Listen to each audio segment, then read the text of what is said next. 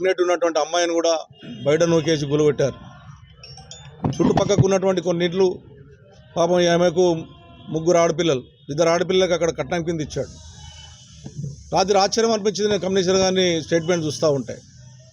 Hydraa notice ఇవ్వలేదు, అది హైడ్రాకు సంబంధం లేదంటున్నారు. నేను అడుగుతున్నాను సూటిగా కమిషనర్ గారు, హైడ్రా అనేటటువంటిది మీరు ఎక్కడ నోటీస్ చేయట్లేదు. మీరు జిహెచ్ఎంసీ వాళ్ళ ద్వారా నోటీస్ ఇప్పించుకొని హైడ్రా ద్వారా డిమాలిషన్ చేస్తున్నారు. మీరు ఎందుకు హైడ్రా నోటీస్ ఇవ్వలేదని చెప్పగలుగుతున్నారు? మీరు హైడ్రా నోటీస్ ఇప్పటివరకు మీరు డిమాలిషన్ చేసిన దాంట్లో ఎక్కడ హైడ్రా నోటీస్ ఇవ్వలేదు. మీరు జిహెచ్ఎంసీకి సంబంధించినటువంటి నోటీసుల ద్వారానే డిమాలిషన్ చేస్తూ ఉన్నారు. దీనికి నోటీస్ ఇచ్చిందని ఎవరు చెప్పారు నీకు? నోటీస్ ఇచ్చినామని చెప్పి చనిపోయిందని భయపడదు. ఎవరు నోటీస్ ఇచ్చిందని నీకు ఎవరు చెప్పలే, ఏ లీడర్ చెప్పలే. నీ అంతా నువ్వు ఊహించుకోరు. ఆవిడ ముంగడ తన ఇల్లు ముందే ఇంకో ఇల్లు గులగొట్టారు కాబట్టి భయబాధలు చెంది వారం రోజులు అన్నం తినకుండా గుండె వలిగి నా బిడ్డలకు అన్యాయం జరిగిపోతుందేమని చెప్పి బాధతోని ఊరి పెట్టుకొని చనిపోయింది ఆమె. ఇది ఫ్యాక్ట్.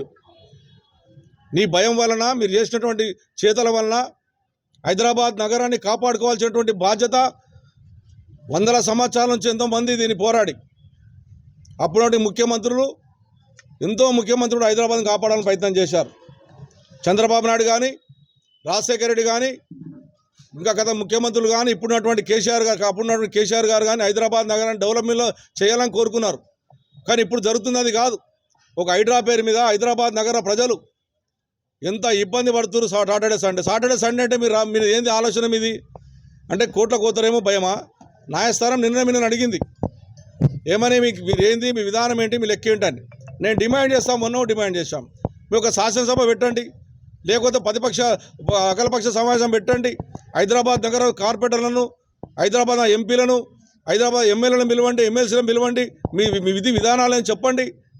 ప్రజలకు కూడా ఒక అవగాహన కలిగించే విధంగా చేయాలి తప్ప సాటర్డే వచ్చిందంటే ఎవరి మీద పడుతుండ్రో, ఎవరేం చేస్తున్నారో, ఎవరిని గురగొడుతున్నారో తెలియట్లేదు. ఇలా సబ్దానగర్, రాజీవ్ గాంధీ నగర్ 10 రోజుల నుంచి పై డుమ్ములు తిరుగుతున్నాయి పైన. మీకు చూపెడతాం, లైవ్ చూపెడతాం. ఇప్పుడు కావాలంటే రికార్డ్ చేసి పెట్టా. మరి మీరు దింపుతున్నారా? మరి మీకు సంబంధించిన వీళ్ళు దింపుతున్నారా? ఎవరు దింపుతున్నారు? ఈ భయబాంధులు. మీరు క్లారిటీ ఇవ్వమని చెప్తా ఉన్నాం.